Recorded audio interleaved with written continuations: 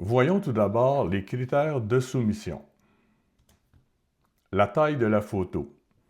La taille de la photo est en pixels et ne doit pas dépasser 1920 par 1080 pour la SPPQ et 1400 par 1050 pour la CAP. L'espace colorimétrique, RGB. Le profil de couleur, sRGB. Et le nom du fichier. Le nom du fichier, c'est propre au club photo. On utilise des systèmes automatisés pour préparer les formulaires de votation et les diaporamas. Et donc, on a besoin d'avoir un nom spécifique pour être capable de charger vos photos automatiquement. Sinon, le système va simplement rejeter la photo. C'est évidemment pas ce que vous voulez. Donc, le nom du fichier se compose d'un préfixe. Ce préfixe-là va vous être donné par le club lorsque le concours est annoncé. Le caractère souligné, le titre de la photo, encore un caractère souligné et finalement votre nom. Le point JPEG va être ajouté automatiquement par Lightroom lorsque la photo va être exportée. Donc, on est dans Lightroom, on vient de compléter notre photo, elle est à notre goût, on est prêt à l'exporter, puis... Oh non, oh malheur, que se passe-t-il? On a oublié de travailler sur une copie virtuelle, on a travaillé sur l'original. On sait que maintenant, les concours peuvent demander le fichier original pour s'assurer que vous n'avez pas fait des modifications qui ne sont pas permises. Donc, il faut conserver l'original en tout temps. En fait, la bonne pratique, c'est de faire ça. Aussitôt que vous travaillez sur une image, ne jamais travailler sur votre original. Toujours travailler sur une copie virtuelle. Comment on fait ça, une copie virtuelle? On a notre photo originale, on clique avec le bouton de droite, on vient choisir « Créer une copie virtuelle ». Là, on n'a pas fait ça. On a déjà nos modifications sur notre image.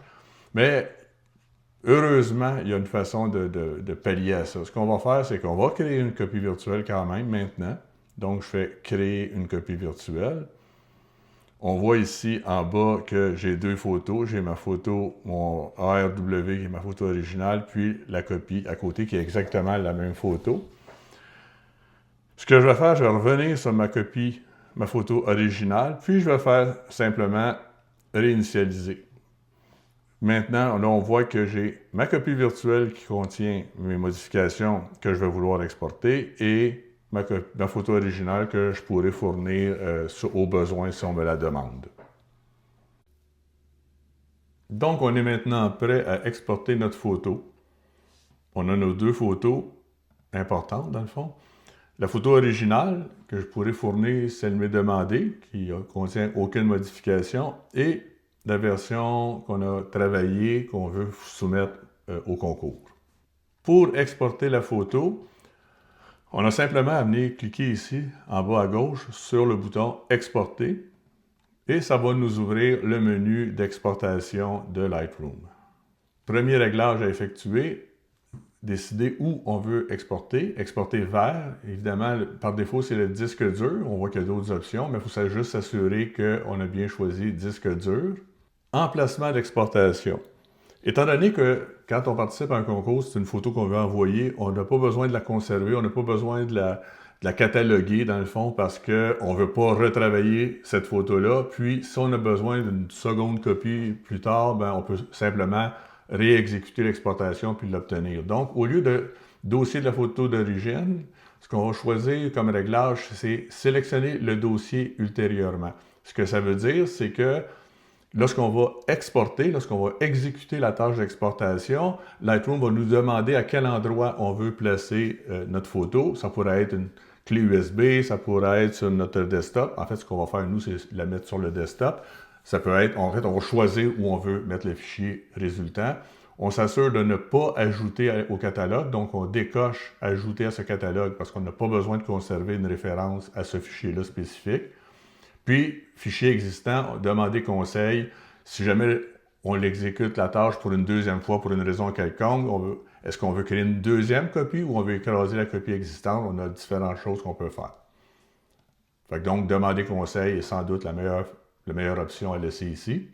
Dénomination du fichier. On ne va rien cocher, on ne va pas renommer notre fichier, on va le faire après avoir exporté notre photo, simplement parce que c'est la façon la plus simple de le faire. Vidéo, évidemment, on n'a pas de vidéo, donc on ne s'occupe pas de cette session-là.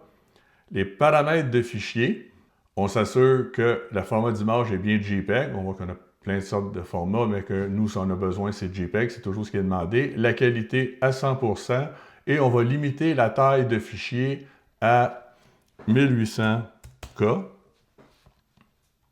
qui correspond à, en fait, 1.8 MB. C'est le maximum que la cape permet. L'espace colorimétrique, important ici. On a différents espaces colorimétriques, ProPhoto, Adobe, on choisit sRGB. Aujourd'hui, c'est tout le temps le standard qui est demandé par les concours. Le Content Credential, ça c'est nouveau, on n'utilisait pas ça avant. Maintenant, c'est demandé. Le fait qu'il y a de plus en plus de contenus qui utilisent l'IA génératif. Les gens qui organisent le concours veulent s'assurer qu'on n'a pas fait de la triche. Donc, au lieu de ne pas inclure, on va choisir « Publier vers le cloud dédié au Content Credential », donc la première option. Puis on va cocher toutes les cases ici. Juste une petite précision, oui, c'est dans le cloud, mais ce n'est pas dans votre cloud Adobe, c'est dans un cloud centralisé, donc ça n'impacte pas du tout ni la taille de votre fichier, ni l'espace utilisé sur votre cloud à vous. Dimensionnement de l'image. Ici, c'est très important. Donc, on veut redimensionner. On choisit largeur et hauteur. Ne pas agrandir. Puis, les tailles ici qu'on veut avoir, c'est 1400 par 1050 pixels. La résolution, c'est pas important parce que on parle ici d'une image qui va être regardée sur un écran. Donc, la notion de pixels par pouce n'est pas importante.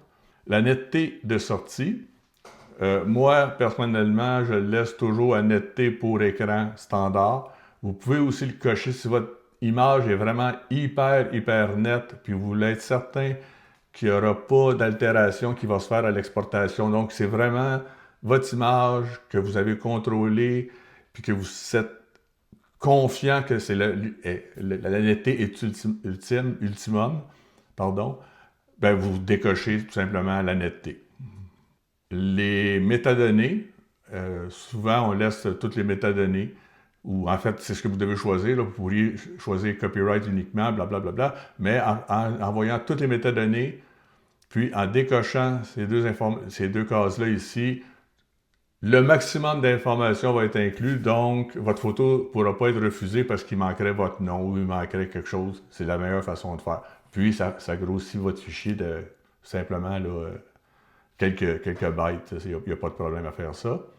L'application d'un filigrane, on décoche parce qu'on n'a pas le droit d'avoir des photos qui contiennent un filigrane. Et le post-traitement, on choisit ne rien faire parce qu'évidemment, on ne veut pas refaire d'autres traitements après avoir exporté notre photo. Avant de cliquer sur « Exporter », pour exporter notre photo, on va cliquer sur « Ajouter ». Ça, vous le faites juste une fois, évidemment.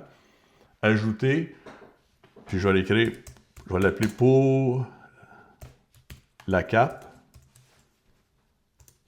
Puis ce que ça fait, c'est qu'ici à gauche, on voit que ça m'a créé une entrée dans mes paramètres prédéfinis. Donc, la prochaine fois, je ne serai pas obligé de faire tout cet exercice-là. Quand je vais vouloir soumettre une photo à un concours de la cape, je vais simplement utiliser pour la cape et tous les réglages vont se faire automatiquement. Et je vais exporter ma photo. Lightroom me demande, parce que c'est ce qu'on a réglé au début, il me demande à quel endroit je vais placer mon fichier. Puis là, je peux choisir, bon, peu importe, là, si c'était une clé USB, bien, je pourrais choisir ma clé USB. Moi, je vais la mettre sur mon bureau. Donc, on voit ici, j'ai mon bureau. Je vais faire ouvrir. Et ma photo s'exporte vers le bureau. Donc, on voit que ici, j'ai mon image qui s'appelle Sono4415, le nom original de mon image .jpeg. Évidemment, cette photo-là, avec ce nom-là, je ne peux pas l'envoyer parce que ça ne correspond pas à ce qui m'a été demandé. Donc, ce que je vais faire, je vais renommer la photo. Je vais l'amener ici pour qu'on la voit bien. Je vais renommer la photo. Le club m'a fourni le préfixe à utiliser, qui est PAY pour paysage, je suppose. Donc, PAY, souligner le titre de ma photo, donc Prague, souligner mon nom. Donc, encore une fois, le préfixe PAY, dans ce cas-ci, souligner le titre de mon image, Prague, souligner mon nom, Benoît Larochelle. Cette photo-là, il me reste juste à l'envoyer par courriel aux organisateurs, puis elle va être acceptée, c'est sûr et certain.